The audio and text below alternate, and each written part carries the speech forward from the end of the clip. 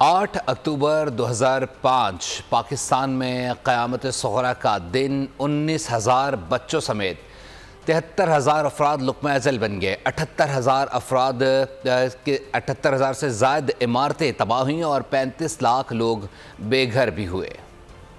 8 اکتوبر 2005 پاکستان میں قیامت صغریٰ کا دن 19,000 بچوں سمیت 73,000 افراد لقمہ اجل بن گئے۔ 78,000 کے قریب عمارتیں تباہ، 35 لاکھ لوگ بے گھر ہوئے۔ ٹھیک 19 برس قبل آزاد کشمیر اور خیبر پختونخوا میں قیامت کے مناظر تھے۔ 7.6 ریکٹر کے زلزلے سے مظفر آباد اور بالا کوٹ سب سے زیادہ متاثر ہوئے۔ زلزلے سے 6 لاکھ گھر اور 17,000 اسکول ملبے کا ڈھیر بن گئے۔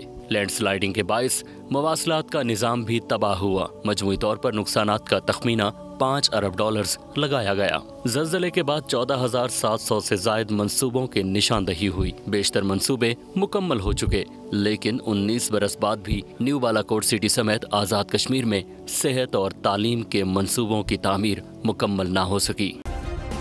سبسکرائب کریں اور بیل دبائیں تاکہ کوئی خبر رہ نہ جائے۔